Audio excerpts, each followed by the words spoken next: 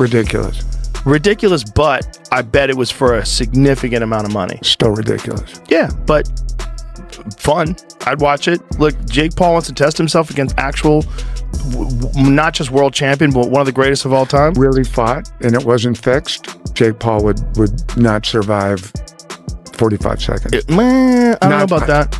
I think it would take a few rounds. Really? But yeah. First of all, Jake is a lot bigger. Jake's a lot bigger. But what weight would they fight? Well, it's not about the number. If it was about the number, we could have started talk. I would have tell you, I'm not just interested. It make no sense for me. It's not my what I'm looking at right now. Joe Rogan was left stunned after learning that Jake Paul had offered Francis Ngannou the chance to be his next opponent, following the cancellation of his fight with Gervonta Davis. On his podcast, Rogan described the idea as insane and almost reckless for the YouTuber turned boxer. He pointed out that Ngannou, a former UFC champion and one of the most dangerous punchers in combat sports, poses a serious threat that Jake might not fully grasp. Still, Rogan admitted that if the fight were to happen, it would be a massive spectacle, one that would capture global attention. Nikista calls Francis. This is Francis telling the story. Nikista calls Francis and says, hey, we need your help. We need an opponent for Jake. Tank is out. And Francis says, all right. And Francis says, well, how can I help you? Nikista says, well, we're looking at an opponent for Jake. Tank Davis is out. And Francis says, all right, but specifically, how can I help you? Nikista takes a third swing at the bat. He says, well, we need an opponent. We need a boxer. We need a partner. We need somebody to fight Jake. Tank is out. And Francis asks him again, okay, what specific... When Jake Paul's exhibition bout with Gervonta Davis collapsed amid serious legal allegations surrounding Davis, Paul and his team immediately began searching for a replacement. One of the names that quickly surfaced was Francis Ngannou, the former UFC heavyweight champion turned crossover boxer. Known for his devastating power, massive size, and global reputation, Ngannou stands as one of the most dangerous men in combat sports, making the potential matchup both thrilling and terrifying. I think the fight is going to be completely canceled and rescheduled, and now we have potential opponent names and some people being ruled out coming into today. This is not a joke. It was said by Mike Coppinger and others that the #1 candidate to replace Tank Davis in a Jake Paul fight, probably on a different date, was going to be Francis Ngannou. What the f? But we have an update on that and other potential names that Jake could fight.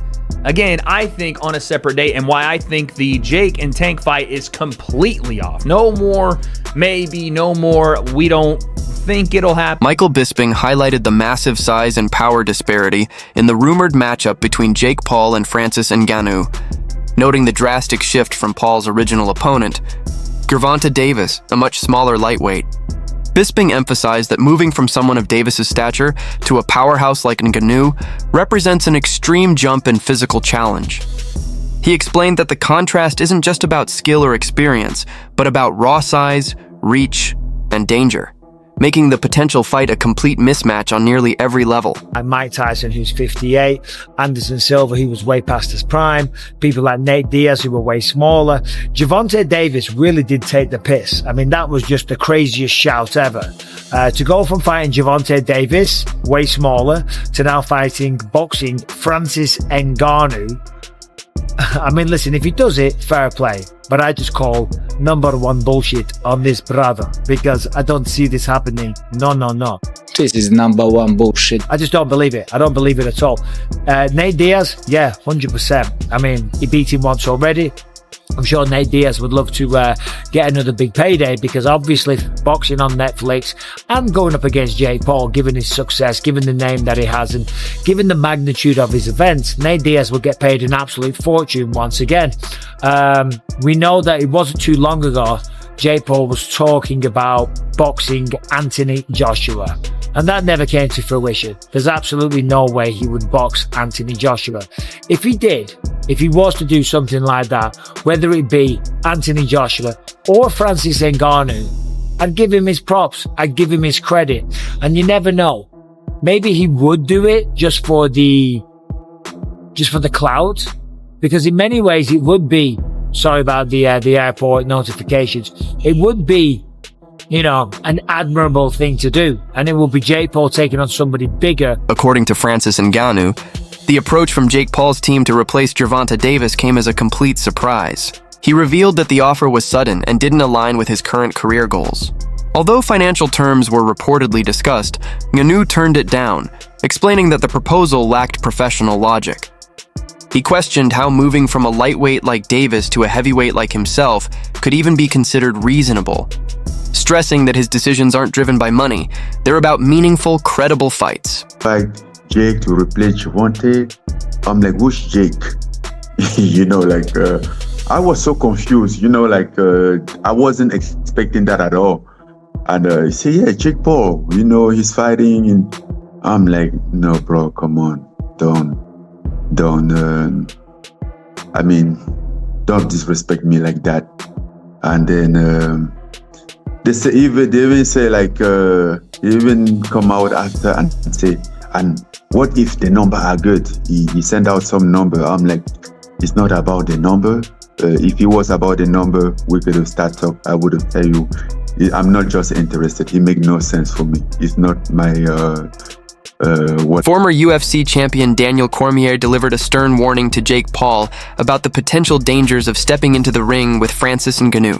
Cormier highlighted Ngannou's terrifying knockout power and the vast gap in both experience and physicality, stressing that Paul simply isn't prepared for a heavyweight of that caliber. He cautioned that facing someone like Ngannou isn't just another show fight, it's a serious risk. According to Cormier, this matchup goes beyond entertainment or hype, warning that the potential damage far outweighs any payday Jake might earn. From fighting Gervonta Davis to calling out Francis Ngannou, Jake Paul don't want those problems. I can't say it any different. Jake Paul does not want any Francis Ngannou problems. He don't. He does not want those issues.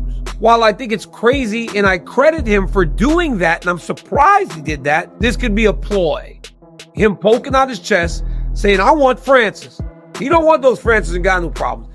I don't care what Anthony Joshua did to Francis Ngannou. Jake Paul gets in there with Francis. Francis will knock his head off this planet. You don't want those Francis problems. I watched Francis put down Tyson Fury.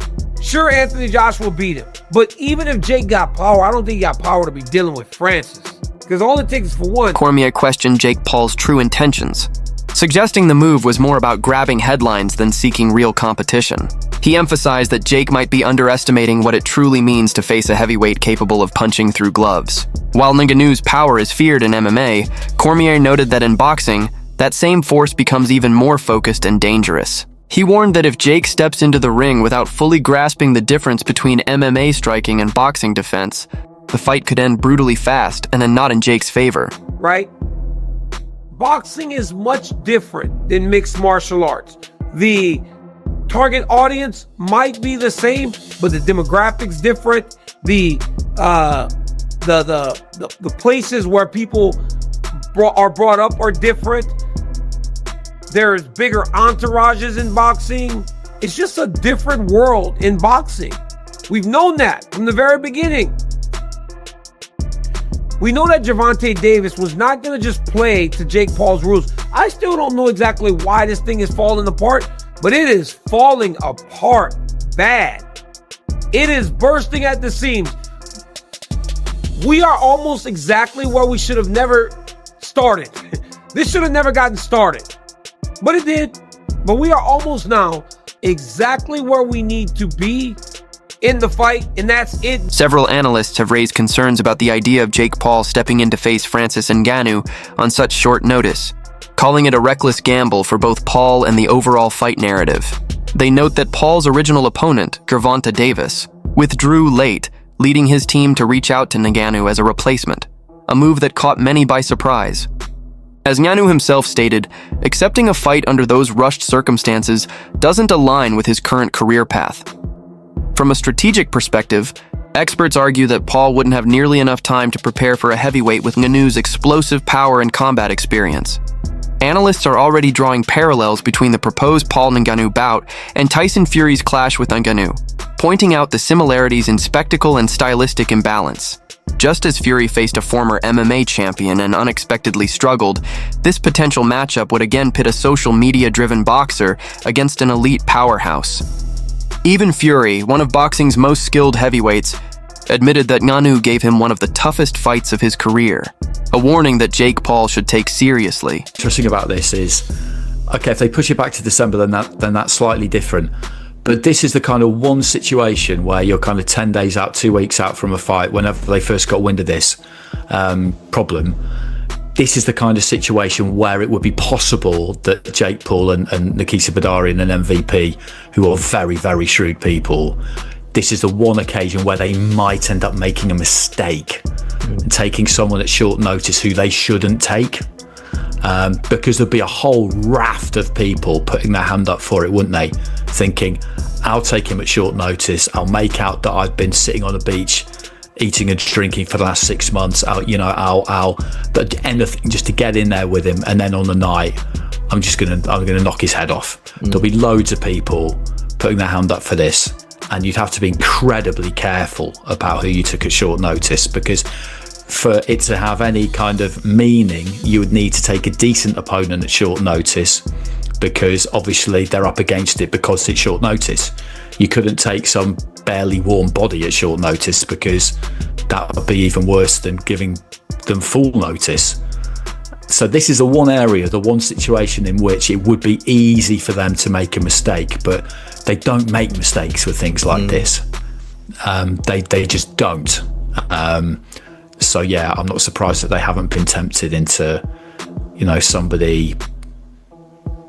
Yeah, Ngannou, that'd be a mistake. It'd be such a mistake. I know he got flattened by Joshua, but so what? Joshua is a 2-time unified champion of the world, and Ngannou's 270 pounds of absolute granite. That would have been a terrible, terrible mistake if they'd given him the fight. And he dropped, like, people. I know, my opinion, Tyson Fury won that fight with Ngannou, but he still put Tyson Fury. He was close.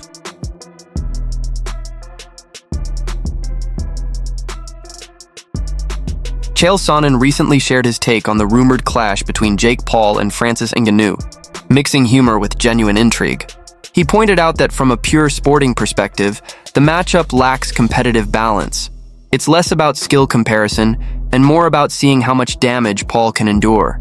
Sonnen reminded fans that when Ngannou fought Tyson Fury, a world-class heavyweight with superior size and experience, it only took one solid shot to put Fury on the canvas.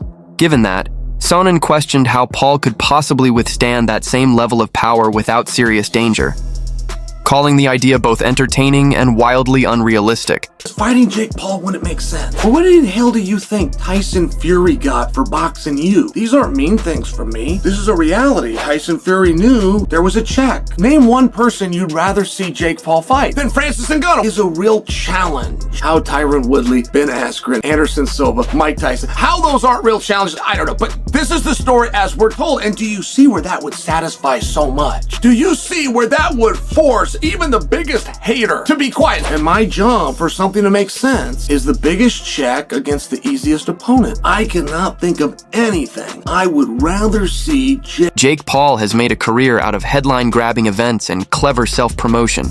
But this time, the strategy seems to be falling flat. Unlike his earlier bouts against opponents closer to his size and experience, this rumored matchup feels mismatched and forced. Many observers believe Jake's push to stay in the spotlight through shock value fights is starting to lose its spark. The buzz feels artificial, driven more by marketing than genuine competition. That sentiment appears to be reflected in the numbers. Despite weeks of promotion, ticket sales and fan interest remain underwhelming, suggesting that the formula that once made Jake Paul a pay-per-view magnet may finally be wearing thin. And he's retired. Tank still being in the competitive nature of the sport throws this one completely off for me. And the fact that Jake is like 60 pounds bigger than he is. Right? Like, Mike was obviously far older than Jake, and that was the big knock on that fight. Mike should not have been in there with Jake. Said that many times. Jake has fought so hard against people saying he's bad for the sport. He's bad for the sport. He doesn't actually want to fight or step up or do any of this stuff. And I've kind of had his back when I'm like, no, he is doing what most boxers have done early in their career. But this gives those people more ammo to be like, yeah, bro, look, this is what we're talking about. When we say he's bad for the sport, or when we say that he's doing stuff that doesn't make sense and he's making a mockery of things, this is what they're talking about. And again, I wouldn't have any problem with it if Tank was way past the point where he could fight competitively at his weight class and have fights with guys like Shakur Stevens, or even, again, rematching guys like... Chael Sonnen further pointed out that while Jake Paul's boldness and self-belief make him entertaining to watch, stepping in against someone like Francis Ngannou is a completely different reality. Sonnen stressed that Jake simply doesn't possess the physical tools, the size, the raw strength, or the durability to handle a puncher of Ngannou's caliber. He reminded fans that even Tyson Fury, a heavyweight world champion known for his chin and resilience, was dropped hard by just one clean shot from Ngannou. If Fury could barely withstand that power, Sonnen questioned how Jake could possibly survive even a single similar strike.